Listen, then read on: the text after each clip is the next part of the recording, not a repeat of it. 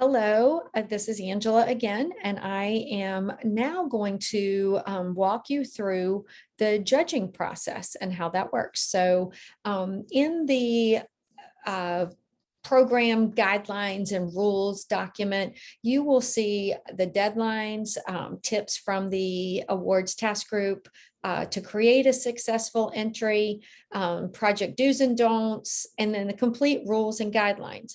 But if you scroll down to the very bottom, you will then get to the judging procedures, and that's what we're going to focus on in this video. So first, let me explain that each year we recruit judges from across the country. We try to look for judges that are in similar markets to the Metro DC area. We've found that some markets, I'll use the example of Tampa, the housing market there and what they value and the project styles there differs greatly from what we value and our project styles here in the Mid-Atlantic area. So a lot of times we will recruit judges from Central Virginia, Pennsylvania, Massachusetts, New York, the Midwest. And so what we have found is by doing so, we can get an impartial panel of judges who are experts within the industry. And we typically do get our judges from other PRO affiliates and NARI chapters, and we exchange judging services with different chapters. And basically the judging process, the way we handle it, with the only thing that the judges see is that PowerPoint presentation that you've saved as a PDF. So there's nothing in there that reveals your company's identity or your client's identity, helping to make that even more impartial on the judge's part. All right, so this year we had a wonderful team. Our task group got together, and for years we have been contemplating changing the judging and scoring criteria for our awards program. So one of the nice things about being a part of PRO is now we have the autonomy and the authority to kind of make those changes and really tailor our program to our local market. So one of the major things that we did this year to improve the program is updated the scoring criteria. And so PRO judges will consider these questions when they're reviewing entries. I would also like to mention that each category is judged by the same 3 judges. So you may have a really stringent, difficult judge. You could have a pretty lenient, easy judge. You could have a middle of the road judge. It doesn't matter because each of the projects is being seen and judged based on those 3 judges' scores. And as long as they're consistent with their scoring, it works out really well. So that is another thing you may want to know. We close out the awards program on November 2nd. And then it takes us about a week to finalize looking at all those last minute projects that come in, looking for things like if they're missing any of the releases. Do they mention their company name or reveal that in their presentation or in the file name, etc. So we'll review those and then get back with you with any necessary changes or updates that need to be made.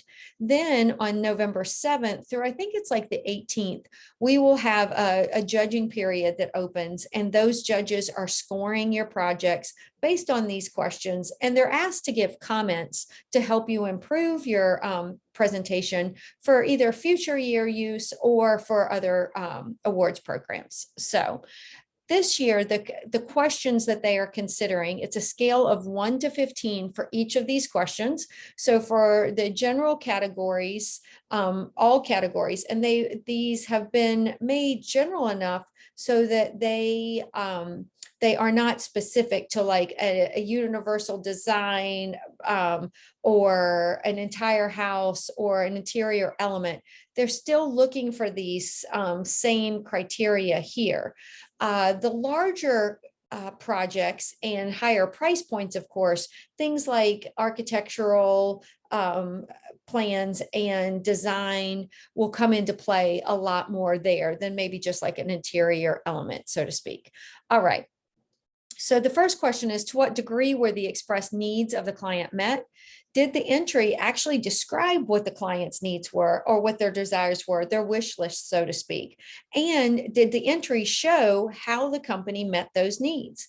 That is the most important aspect of this project, because that is our goal as remodelers, is to meet our clients' needs and create for them the transition and transformation of their home to the home that they're desiring. So that's an important thing to illustrate clearly in your presentation. Then the next question, did the contractor solve, overcome, and or address any special circumstances in a unique, innovative, or creative way? And then the judges are asked to consider maybe difficult site conditions, etc.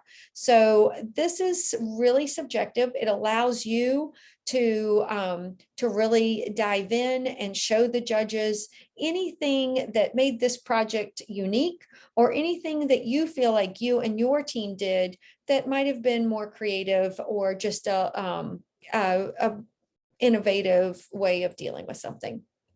All right. Then we go on to, how did the project improve the space? We want them to consider things like functionality, aesthetics, livability, usability, ease of access. So you don't have to cover all of these things in your presentation, because that may not apply to all projects. However, the more you can share with them and the more you can help them understand the transformations you made, again, the more points you will be awarded. And then finally, what was the overall impression of the project? And we want them to consider evidence of superior craftsmanship and workmanship, because that is what separates a pro remodeler from the average remodeler. And so be thinking of ways to showcase that. Is it millwork? Is it attention to detail?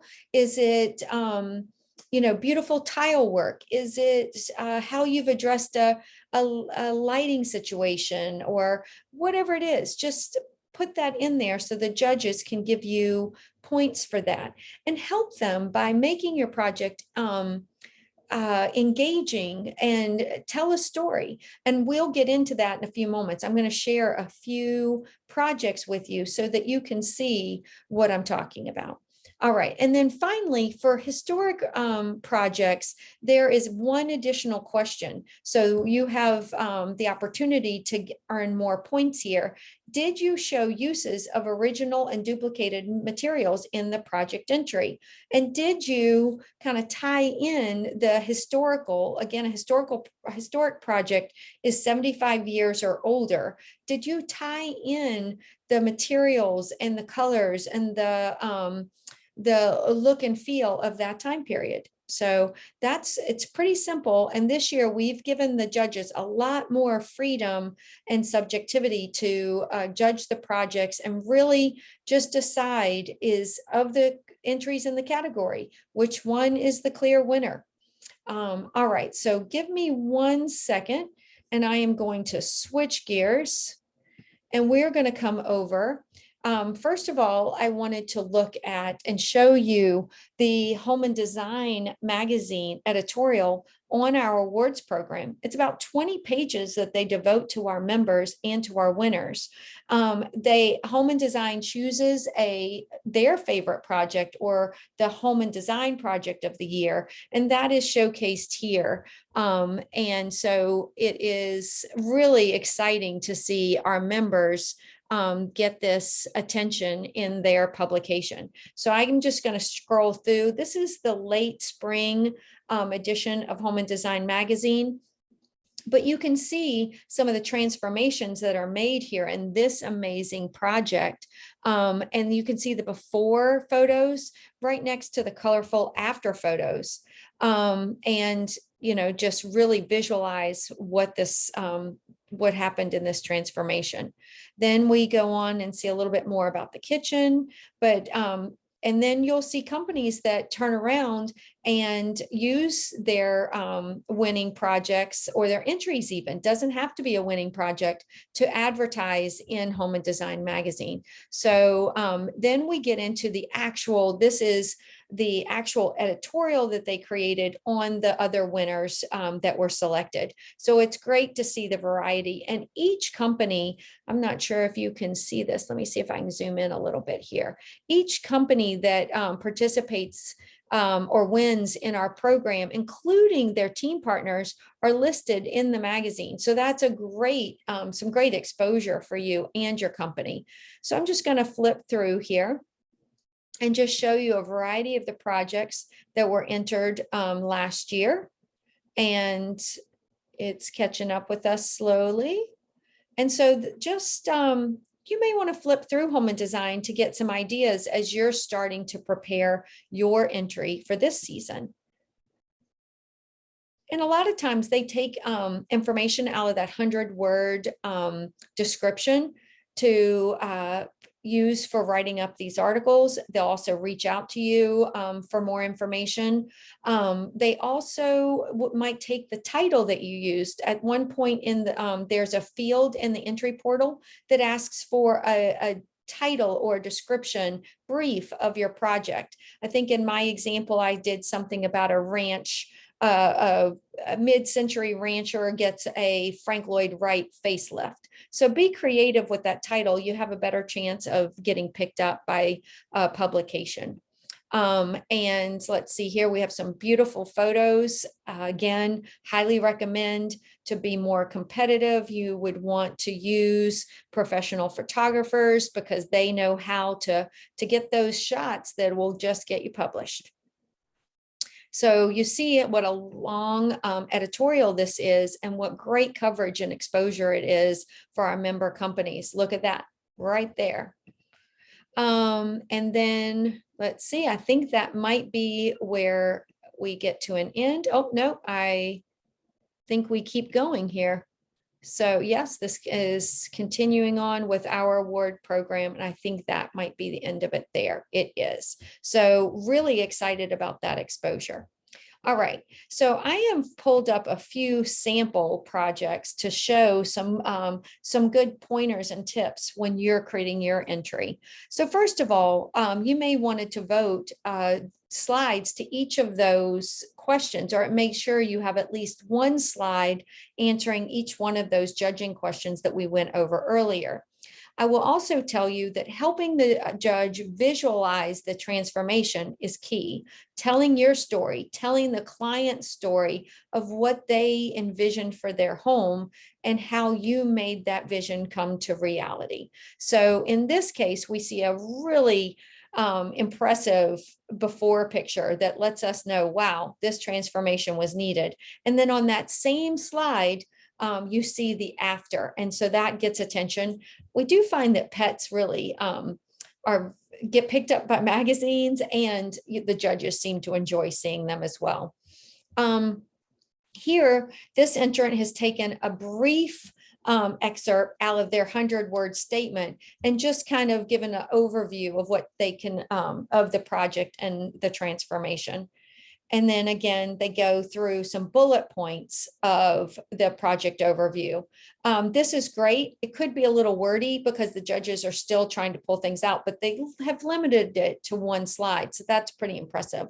And then we see some floor plans, and they have clearly stripped out all the things that are unnecessary and only have the basic floor plan here. So the judges can see which part was renovated and the addition clearly.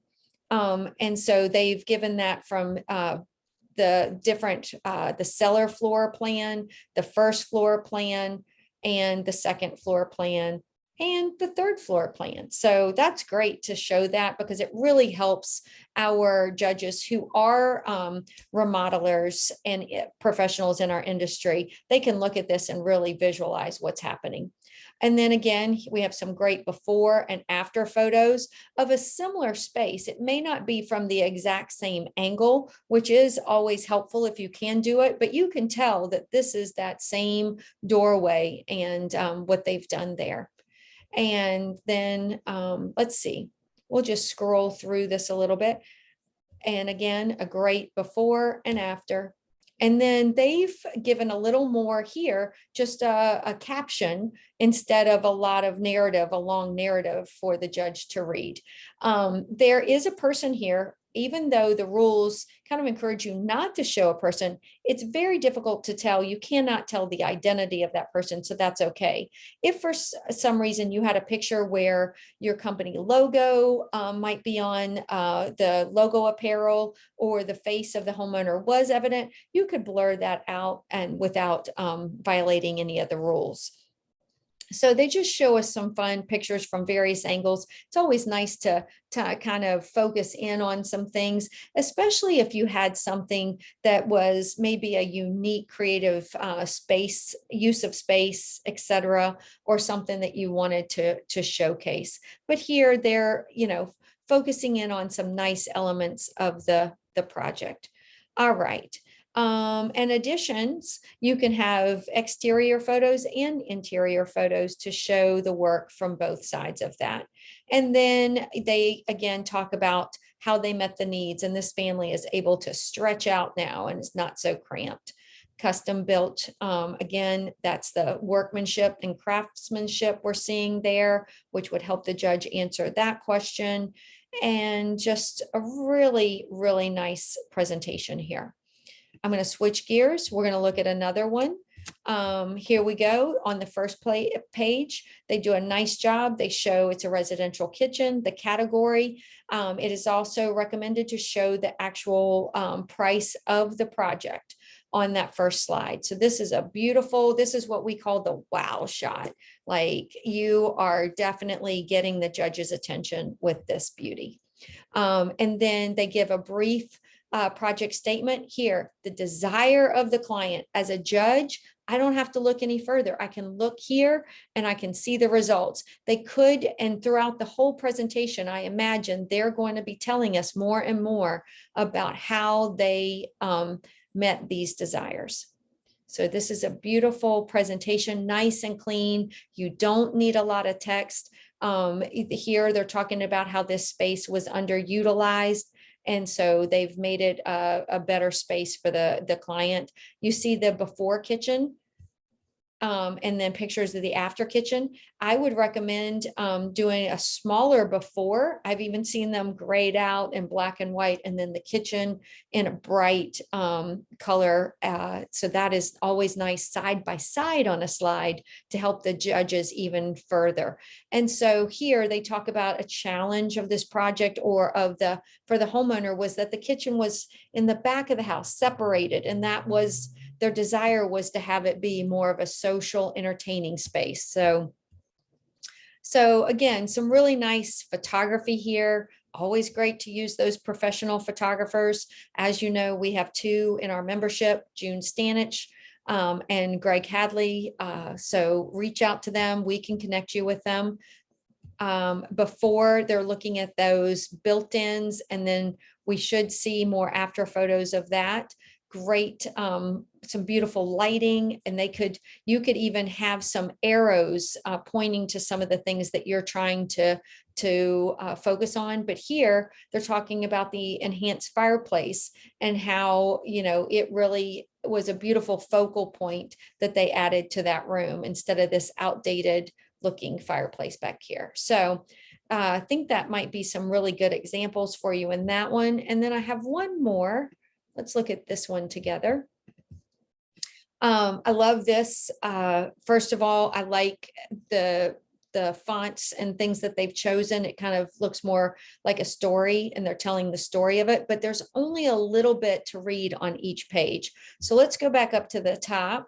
And I like this too. I've seen a bathroom remodel where the clients wanted separate spaces before they had one, and it was like a tale of two toothbrushes, So this is recipe for fun. And again, these are fun colors. So make your title and your project description kind of go with the style and the feel of your project. And then it's an active family, so they like these energetic colors. telling a little bit more, letting us know a little bit about that homeowner. Again, we've got some really nice, clean floor plans and renderings. That is great to kind of show that transformation. Again, here's that format of using the drab black and white versus the beautiful color photo. That is especially helpful in those kitchens that you're renovating that might not be that outdated, to, kind of give that look, that fresh, new, colorful look. And then they keep talking about the family here and that they enjoy cooking together. So you're kind of getting a feel for this family and the reason that this project was done. Again, more focus on the ventilation and the peninsula that had originally blocked their views and the sunlight. So you can see that transformation.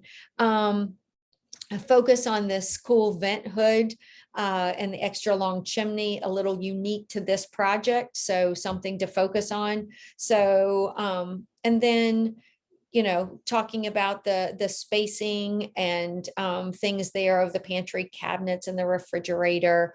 And so just again, they needed a teeny microwave because all they wanted to do is melt butter. So there's their teeny microwave because they didn't want it to be an eyesore in their kitchen. Backsplash, the fun backsplash, and that is like that workmanship, craftsmanship, beautiful detail right there. And so they keep pulling out some of this stuff and just, a nice, clean presentation, easy on the eyes. And they talk about just the different things that they've done. So if a kitchen could smile, nice way to end it there. So that is pretty much all I have. Again, let's just think about beautiful opening wow shot in the first slides, before and afters, either side by side or on consecutive slides. Make sure you cover all of those questions in the judging questions that we went over in your presentation. Be sure not to identify yourself or your company in your presentation or the file name. That presentation is all they see. So whatever number of slides, this is 10 slides, you have up to 30 that you can use. Whatever number you need to be able to completely tell the story of the transformation and make it entertaining and engaging for the judge. Less is more.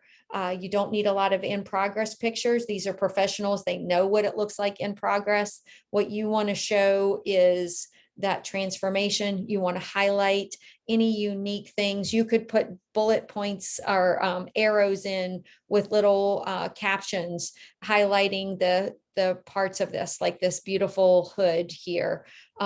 So just again, less is more, and tell that great story of the transformation you did.